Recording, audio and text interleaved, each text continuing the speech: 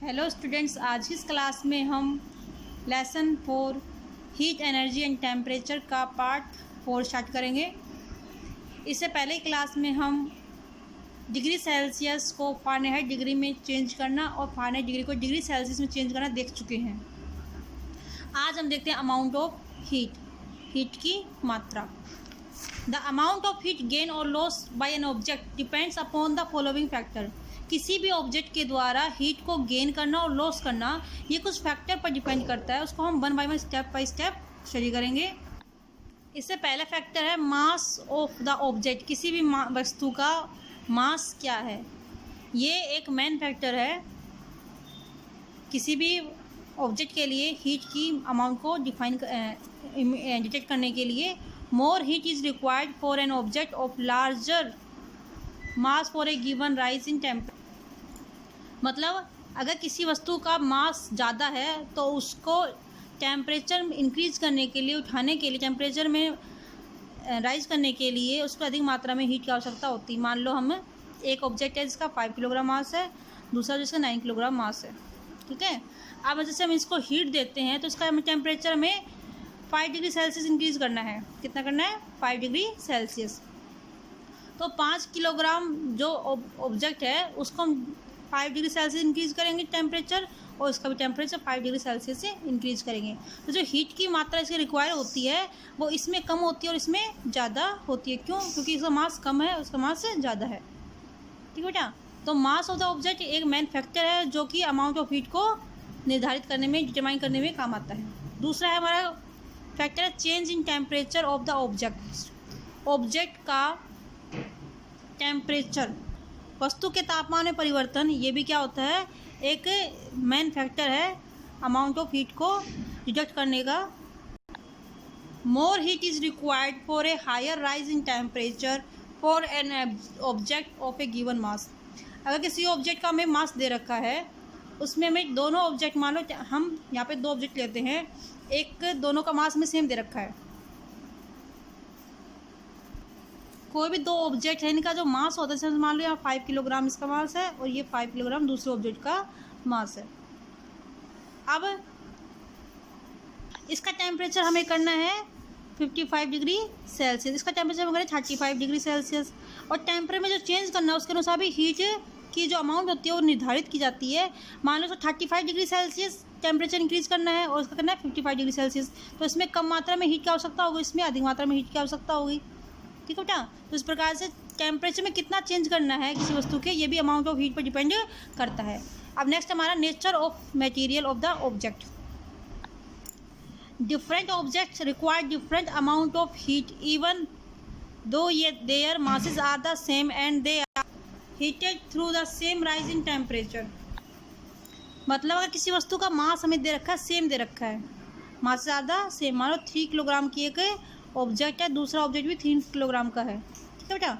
तो उसमें 2 अलग अलग प्रकार के ऑब्जेक्ट हैं, मटेरियल्स भी अलग अलग प्रकार का है। अगर इसको हम 80 डिग्री सेल्सियस तक इंक्रीज़ करना है, टेम्परेचर दोनों का कितना है? 80 डिग्री सेल्सियस तक दोनों को इंक्रीज़ करना है, तो उसको अमाउंट ऑफ हीट दी जाएगी, वो कैसी होगी? अलग अलग होगी। मान लो इसको जो हीट दे गई है वो कम मात्रा में ये 80 डिग्री सेल्सियस तक पहुँच जाता है, जबकि ये अधिक मात्रा में हीट देनी पड़े तब ये 80 डिग्री सेल्सियस तक पहुँचे। तो दोनों ऑब्जेक्ट की जो मटेरियल की जो नेचर है वो डिपेंड करती है कि कितनी मात्रा में हीट की इसको आवश्यकता होगी। आगे हम देखते हैं यूनिट ऑफ हीट। हीट की जो यूनिट होती है वो the commonly use unit for measuring the amount of heat is calories. जो कॉमन यूनिट है हीट को मेज़र करने की वो है कैलोरी। कौन सी है? Calorie. 1 calorie is the amount of heat required to rise the temperature of 1 gram of water by 1 degree Celsius. मतलब 1 कैलोरी हीट क्या होती है? 1 कैलोरी हीट वह हीट की मात्रा होती है जो कि एक temperature 1 degree Celsius, 1 gram water को 1 डिग्री सेल्सियस इंक्रीज़ करने के लिए आवश्यक होती है। मतलब 1 ग्राम वाटर को 1 डिग्री सेल्सियस इंक्रीज़ करने के लिए जितनी मात्रा में हीट की आवश्यकता होती है उसको हम 1 कैलोरी हीट बोलते हैं। आगे क्या देखते हैं? आगे हम देखते हैं a bigger unit of measuring the amount of heat is kilo calorie. जो बिगर यूनिट है हीट की उसको बोलते हैं किलो कैलोरी। तो 1 किलो कैलोरी में 1000 कैलोरीज आते हैं, जैसे 1 किलोग्राम में 1000 ग्राम्स आते हैं, उसी प्रकार से 1 किलो कैलोरीज में 1000 कैलोरीज आती हैं। 1 kilo calorie is the amount of heat required to rise the temperature of 1 kilogram of water by 1 degree Celsius. 1 kilo calorie क्या है? वह हीट की मात्रा होती है to rise the temperature of 1 kilogram, 1 kilogram water को 1 डिग्री सेल्सियस इंक्रीज करने के लिए जितनी मात्रा में हीट की आवश्यकता होती है उसको बोलते हैं 1 किलो कैलोरी। जिस प्रकार से यहाँ पे 1 कैलोरी था ना, इसे 1 ग्राम लिया था, यहाँ पर 1 किलो कैलोरी तो 1 किलोग्राम वाटर लिया गया है। टेम्परेचर कितना इंक्रीज करना है? 1 डिग्री सेल्सियस। ठीक है बेटा, तो ये किस पर इफेक्ट पड़ता है? यूनिट का। अगर 1 कैलोरी ले रहे हैं तो हम 1 ग्राम वाटर लेंगे, और 1 किलो कैलोरी ले रहे हैं तो हम लेंगे 1 किलोग्राम वाटर। और टेम्परेचर में कितना राइज करना है? सेम करना है, 1 degree Celsius. The energy content of food is measured in kilo calories. जो फूड के अंदर जो एनर्जी होती है उसको हम किलो कैलोरीज के अंदर मेज़र किया जाता है। The modern and internationally accepted standard unit of heat energy is joule. जो मॉडर्न आधुनिक और इंटरनेशनल यूनिट है, स्टैंडर्ड यूनिट है एनर्जी की, उसको हम बोलते हैं जूल। इसको कैपिटल जे से डिनोट करते हैं, जैसे कैलोरी को स्मॉल सी से और किलो कैलोरी को कैपिटल सी से। 1 calorie is equal to 4.184 joule. 1 calorie के अंदर 4.184 जूल ये हीट एनर्जी होती है। उसी प्रकार से हम शॉर्ट में लिख सकते हैं 1 calorie is equal to 4.184 joule. और किलो कैलोरी में निकालना होता है तो हम इसे क्या करेंगे? डिवाइड बाई मल्टीप्लाई बाई 1000 कर देंगे। किलो कैलोरी में निकालना होता है, कैलोरी से किलो कैलोरी चेंज करेंगे तो हम इसको 1000 से मल्टीप्लाई कर देंगे तो पॉइंट से पॉइंट कट जाएगा और कितना आ गया हमारा? 4.184 जूल। 1 किलो कैलोरी होता है वो 4.184 जूल के बराबर होता है, जबकि 1 कैलोरी होता है 4.184 के जूल के बराबर होता है। अब देखते नेक्स्ट टॉपिक हमारा heat capacity. If we supply 1 calorie मतलब 4.184 joule of heat to 1 gram of water, इस temperature would rise by 1 degree Celsius. अगर हमने 1 कैलोरी 1 ग्राम वाटर को हमने हीट दी है, सप्लाई की है, तो टेम्परेचर होता है वो कितना होगा? 1 डिग्री सेल्सियस इंक्रीज हो जाएगा। What would be the rise in temperature if we supply same amount of heat to same amount of another substance. उस समय क्या होगा जब हम 1 डिग्री सेल्सियस अगर समान हीट हम समान दूसरे अनदर सब्सटेंस को देते हैं, सेम अमाउंट ऑफ हीट देते हैं और same amount of another substance, तो उसके टेम्परेचर में कितना परिवर्तन होगा, चेंज होगा, राइज होगा, ये हमें देखना है। इसके लिए हम एक्टिविटी जाते हैं। Go through activity first. Activity first हम चेक करते हैं इसमें।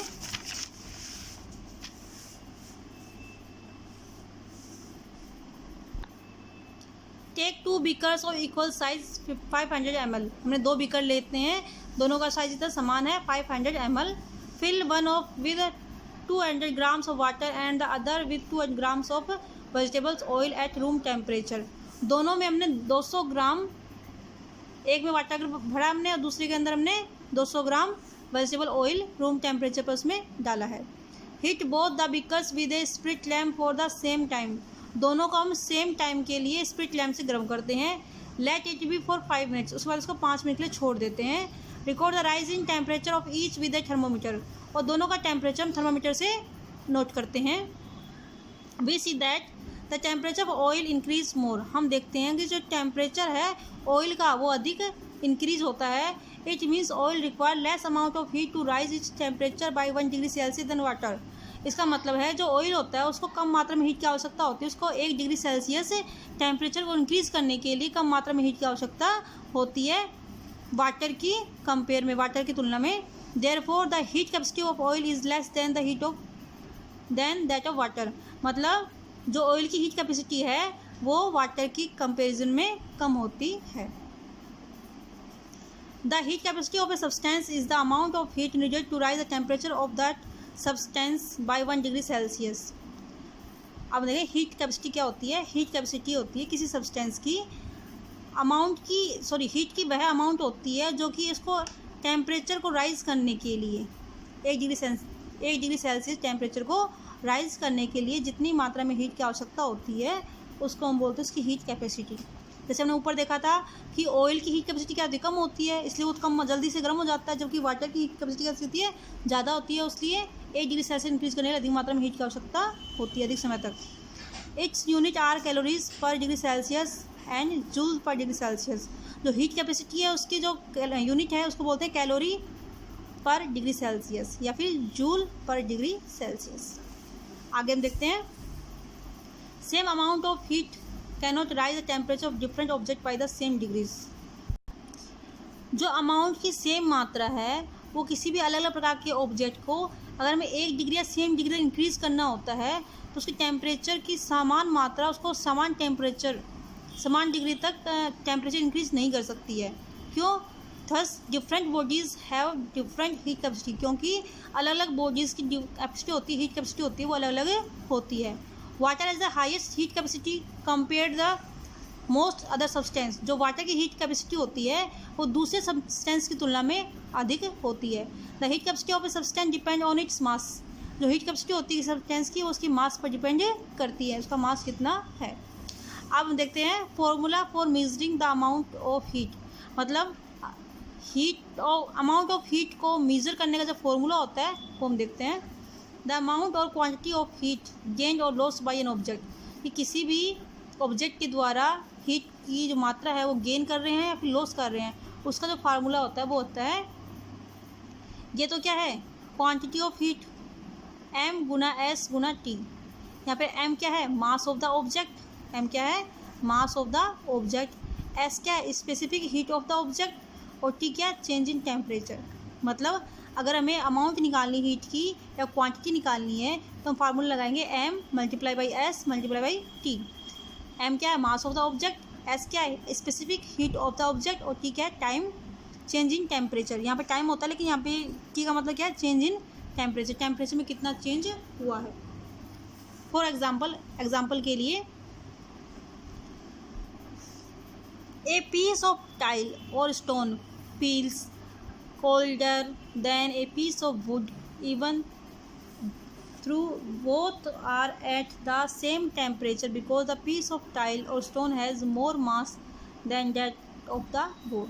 अगर हमने एक पीस लिया है पत्थर का या फिर टाइल का और एक पीस लिया हमने वुड का, उसको दोनों को हमने सेम टेम्परेचर पर रखा है, ठीक है, तो हम देखते हैं कि जो पत्थर का जो टाइल या पत्थर है उसका पीस क्या होता है, लकड़ी के पीस की तुलना में क्या होता है, ठंडा होता है।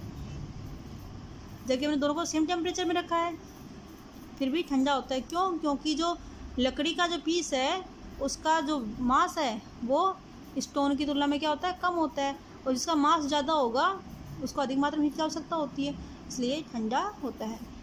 एग्जाम्पल देखते हैं यहाँ पर, a glass of 200 ml of water is kept in sunlight for 10 minutes. Its temperature goes up 2 degree Celsius. How much heat from the sun reaches the glass in 1 minute? अगर एक ग्लास है water का, उसमें quantities की है 200 ml, उसको sunlight में 10 minute के लिए छोड़ देते हैं, उसका टेम्परेचर इंक्रीज़ होता है 2 डिग्री सेल्सियस। जैसे कि अब धूप में पानी रखते हैं तो उसका टेम्परेचर इंक्रीज़ होता है ना, वैसे हमने 10 मिनट के लिए छोड़ा और उसमें 2 डिग्री सेल्सियस उनका इंक्रीज टेम्परेचर हो गया है। तो उसने पूछा है कि 1 मिनट के अंदर कितनी मात्रा में जो सन, तो पता करना है कि 1 मिनट में सन से कितनी मात्रा में हीट पहुंचती है। तो फार्मूला में क्या निकालना है, क्वांटिटी निकालनी हीट की, तो उसका फार्मूला क्या है, Q इजिकल टू m गुना s गुना t। Mass of 200 ml of water, उसका मास कितना है, उसका ml है, उसको ग्राम में चेंज कर ले, 200 gram. Specific heat of water 4.18 joule per gram degree Celsius. Rising temperature कितना राइज होता है, 2 डिग्री सेल्सियस। तो उसकी क्वांटिटी निकालते हैं कि 10 मिनट में कितनी हीट रिसीव होती है, तो 200 multiply by specific heat multiply temperature में कितना चेंज हुआ है, इन सबको मल्टीप्लाई करते हैं तो 1672 जूल्स आता है। इसको हम 1 मिनट में, अब 10 मिनट में प्राप्त हुआ था ना, उसको 1 मिनट में हम चेंज कर लेते हैं क्योंकि यहाँ पे 1 मिनट पूछा है, तो 1672 डिवाइड बाई 10 तो 167.2 जूल्स इसका आंसर हमारा आता है। इस पर नेक्स्ट क्वेश्चन हमारा है, how many joules of heat is needed to increase temperature of 1 kilogram of copper by 50 degree Celsius. मतलब 50 डिग्री सेल्सियस है, उसको 1 किलोग्राम कॉपर है, उसको 50 डिग्री सेल्सियस टेम्परेचर को इंक्रीज करने के लिए कितनी मात्रा में जूल की या हीट की आवश्यकता होगी। तो स्पेसिफिक हीट ऑफ कॉपर कितना है 0.376 joule per gram degree Celsius. मास कितना है 1 किलोग्राम, इसको हम ग्राम में चेंज कर लेंगे। टेम्परेचर में कितना चेंज हुआ है 50 डिग्री सेल्सियस। तो हीट की जो मात्रा नीडेड है वो Q इजिकल टू एम गुना एस गुना टी। एम कितना है 1000 ग्राम, एस कितना स्पेसिफिक हीट कितना है 0.376 इंटू कितना टेम्परेचर चेंज हुआ है 50, तो 50 मैंने लिख दिया है। इसको मल्टीप्लाई करेंगे तो आपका आंसर आएगा 18800 18,800 जूल। ठीक है बेटा। अब हम देखते हैं इसके कुछ क्वेश्चन आंसर। तो जब फर्स्ट क्वेश्चन हमारा, in what unit is heat measured, कौन सी यूनिट में, किस यूनिट के अंदर हीट को मेजर किया जाता है, तो इसका आंसर है कैलोरी। करते हैं कैलोरी। कैलोरी को मेजर किया जाता है, हीट को मेजर किया जाता है कैलोरी के अंदर, या फिर बिगर यूनिट है किलो कैलोरी। नेक्स्ट है, name the instrument use for major your body temperature. आपकी बॉडी टेम्परेचर को मेजर करने के लिए जो इंस्ट्रूमेंट काम में लेते हैं उसका नाम क्या है थर्मोमीटर। क्या कहते हैं उसको थर्मोमीटर। नेक्स्ट है, व्हाट इज ए कैलोरी, एक कैलोरी क्या होती है। तो 1 कैलोरी क्या होती है, एक कैलोरी क्या होती है, या फिर 1 कैलोरी सकते हैं हम। तो 1 calorie is the amount of heat needed to rise the temperature of 1 gram of liquid water by 1 degree Celsius. मतलब वह 1 कैलोरी या फिर 1 कैलोरी क्या होती है, अमाउंट होती है हीट की वह मात्रा होती है जो कि 1 ग्राम लिक्विड वाटर को 1 डिग्री सेल्सियस इंक्रीज करने के लिए आवश्यक होती है। मतलब 1 ग्राम जो वाटर है उसको टेम्परेचर इंक्रीज कितना है 1 डिग्री सेल्सियस। इसको 1 ग्राम वाटर को 1 डिग्री सेल्सियस इंक्रीज करने के लिए जितनी मात्रा में हीट आवश्यक होती है उसको हम बोलते हैं 1, क्या बोलते हैं उसको, ए कैलोरी या फिर 1 कैलोरी। क्या बोले उसको 1 कैलोरी। ठीक है बेटा। नेक्स्ट है, what is specific heat, what is specific heat, what is the specific heat of water. अब सोचा स्पेसिफिक हीट क्या होती है, वाटर की स्पेसिफिक हीट कितनी, स्पेसिफिक हीट क्या होती है, specific heat of a substance is the number of calories needed to rise the temperature of 1 gram of the substance by 1 degree Celsius. मतलब स्पेसिफिक हीट क्या होती है, एक सब्सटेंस का उसको कैलोरी के अंदर कितनी मात्रा में टेम्परेचर, उसका टेम्परेचर इंक्रीज करने के लिए, मान लो सब्सटेंस का टेम्परेचर मात्रा कितनी है 1 ग्राम, और 1 ग्राम को 1 डिग्री सेल्सियस इंक्रीज करने के लिए कितनी इसको हीट या कैलोरी की आवश्यकता होती है, उसी जो हीट की आवश्यकता होती है उसको बोलते हैं स्पेसिफिक हीट। क्या बोलते हैं उसको, स्पेसिफिक हीट। तो जो वाटर की स्पेसिफिक हीट होती है वो कितनी होती है 1 कैलोरी पर ग्राम डिग्री सेल्सियस। मतलब 1 कैलोरी पर ग्राम डिग्री सेल्सियस, ये वाटर क्या है स्पेसिफिक हीट है। मतलब पानी को 1 डिग्री सेल्सियस तक गर्म करने के लिए, 1 ग्राम वाटर को 1 डिग्री सेल्सियस गर्म करने के लिए हमें 1 कैलोरी हीट की आवश्यकता होती है, उसको हम बोलते हैं स्पेसिफिक हीट। नेक्स्ट है, डिटरमाइन द वेदर इस स्टेटमेंट इज ट्रू और फॉल्स। ये ट्राई करो कि जो स्टेटमेंट नीचे दे रखे हैं ये सही है या गलत। 1 calorie is equal to 100 calories, तो ये क्या आएगा फॉल्स, क्योंकि 1 कैलोरी के अंदर 1000 कैलोरीज होती हैं, इसलिए क्या आएगा false. Most common thermometers contain either water और अल्कोहल। अधिकांश जो थर्मोमीटर होते हैं उसके अंदर क्या होता है वाटर या अल्कोहल होता है, तो उसमें क्या आएगा फॉल्स, क्योंकि अधिकतर जो थर्मोमीटर होते हैं उसके अंदर मरकरी होती है। क्या होती है मरकरी, जो रूम टेम्परेचर पर लिक्विड फॉर्म में पाई जाती है और चमकीली होती है। Ice and mercury have more specific heat than water. जो आइस और मरकरी हैं उसकी स्पेसिफिक हीट वाटर की तुलना में ज़्यादा होती है, तो इसका आंसर आएगा फॉल्स, क्योंकि आइस की जो स्पेसिफिक हीट होती है वो होती है 0.55 और मरकरी की होती है वो 0.03। तो इसकी दोनों की वाटर से क्या होती है कम होती है। जो वाटर की स्पेसिफिक हीट होती है 1 डिग्री 1 कैलोरी पर ग्राम डिग्री सेल्सियस। तो वाटर की ज़्यादा होती है, जो कि आइस और मरकरी की कम होती है। तो आज की क्लास में इतना ही करेंगे, नेक्स्ट क्लास में इसका बी पार्ट स्टार्ट करेंगे। ओके बेटा, थैंक यू।